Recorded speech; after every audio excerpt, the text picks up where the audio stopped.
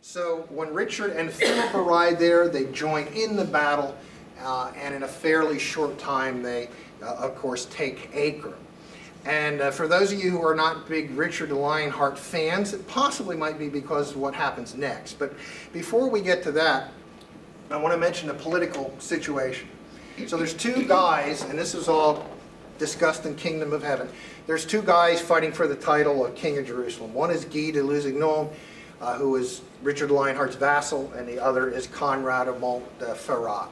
And these two guys have been fighting to be called King of Jerusalem. Now, if the Lionheart had taken Jerusalem, I don't think there's any question who would have been crowned King of Jerusalem, but that didn't happen. So, even though they're both fighting against the Muslims, Guy and Conrad are also fighting among themselves. The Lionheart gets there. It is said that he's deathly sick with scurvy. Scurvy is when you don't eat your fruits and vegetables. They didn't have vitamin pills back then. So the Lionheart arrives in Acre with his army. Philip Augustus is with him with his army. And the legend has it, well, there's two legends that are pretty famous. One legend is that the Lionheart is being moved from one place to another with a stretcher. And he has a crossbow, and he's shooting Muslims as they're taking him on his stretcher.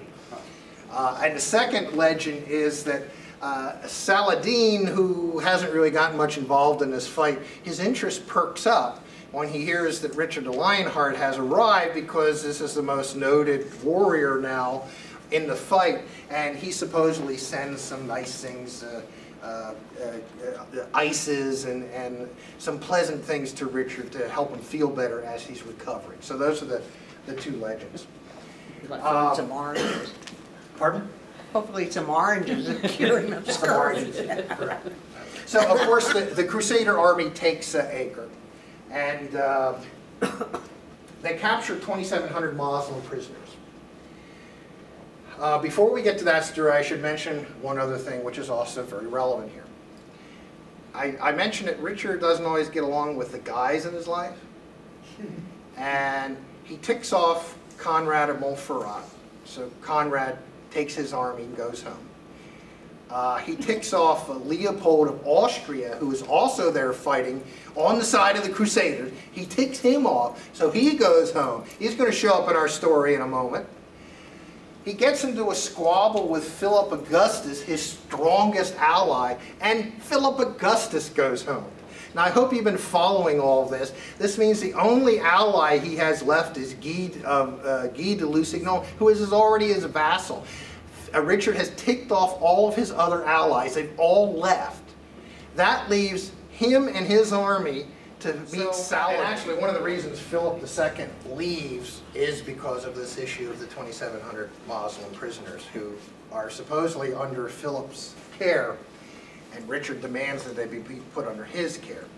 The reason Richard demands they be put under his care is because when the peace treaty, the truce, is signed after the Crusaders take Acre, Saladin agrees to return some Christian relics. And it was supposedly a piece of the cross. A piece of the cross. Yeah, yeah.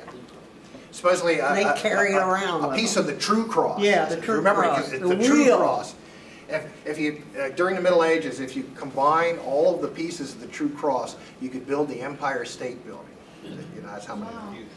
So Saladin kind of hemmed and hawed. It went on for a few weeks. Richard the Lionheart was getting increasingly ticked off because he wanted to start marching toward Jerusalem. Here he is, holed up in Acre, while Saladin's, you know, doing his nails off there in the corner. So finally, the Lionheart orders the 2,700 Muslim prisoners to be executed.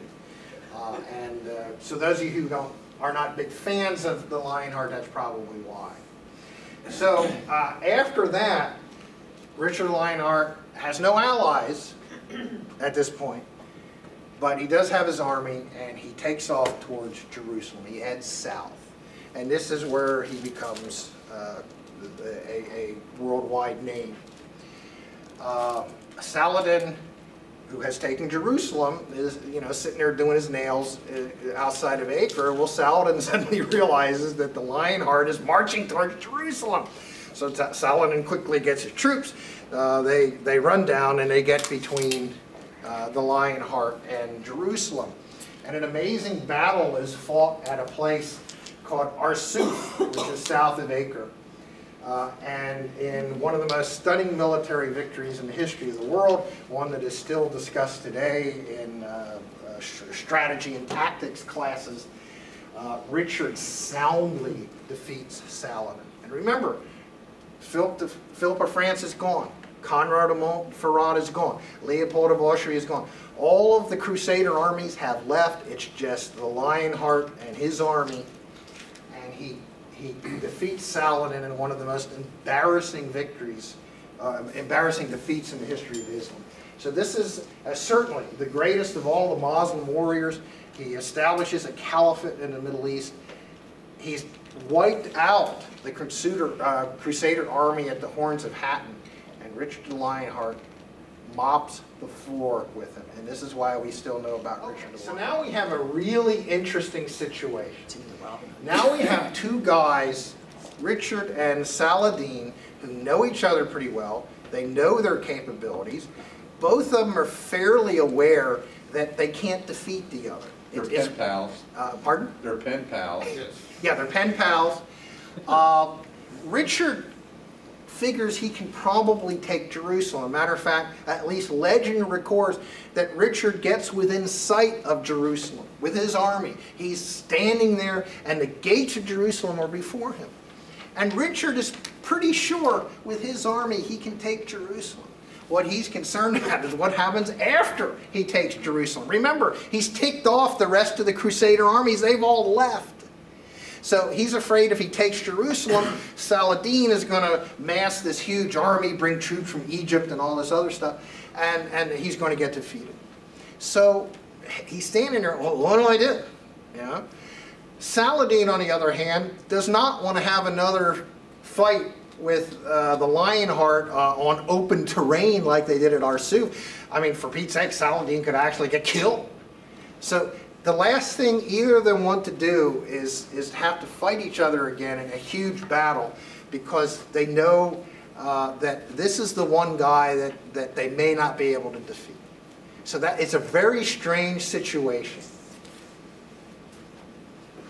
As this is happening, Richard gets a text message on his cell phone.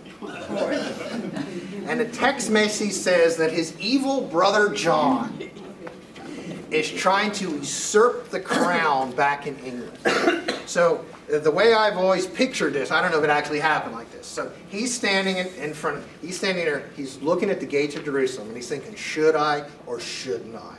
I can take this town probably in 4 hours, but then how do I hold on to it? And then his cell phone rings. So he gets a cell phone out and there's a text message. And the text message is probably from Robin Hood or somebody, right? Yes.